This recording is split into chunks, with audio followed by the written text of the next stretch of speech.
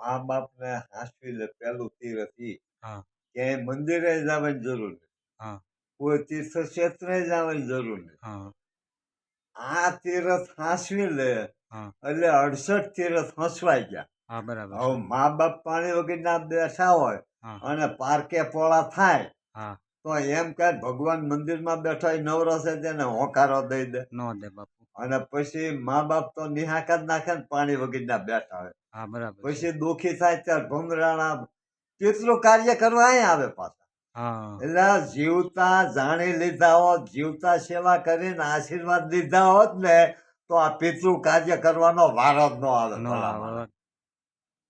બરાબર છે. ઓલી વાત તો બધી પછી મા બાપને હાંસવી લે એની આજ્ઞા પ્રમાણે વર્તે ને એટલે આ જીવ દુનિયાના ગમે એ ખૂણે જાય એનો વાળ વાંકો ન થાય. 101% ગેરંટી વોરંટી નહીં. વાહ બાપુ વાહ. યુવાનો વિશે થોડુંક હજી સમજણ આવે એવું બોલો. યુવાન પેઢી અત્યારે થોડીક આડે હવળે હાલે છે. મા બાપની આજ્ઞા પ્રમાણે નહીં વર્તે ને હા મા બાપને ન માને એ કોને માને? હમ જેને જન્મ આપ્યો દેવ જેવો, હા દેવ તુલ્ય આ મનુષ્યનો અવતાર છે. હમ 184 ફરી ફરી ફરીને એક વખત મનુષ્યનો અવતાર આવે. હા હવે આ અવતારમાં જો એનો ધર્મ ન સમજે, રામાયણ કેમ જીવવું એ શીખવાડે છે, વાહ બાપુ વાહ. મહાભારત કેમ મરવું એ શીખવાડે છે, અને શિવ પુરાણ આ જીવને શિવ સ્વરૂપ બનાવી અને મુક્તિના માર્ગે કેમ પ્રયાણ કરવું એ શિવ પુરાણ શીખવાડે છે.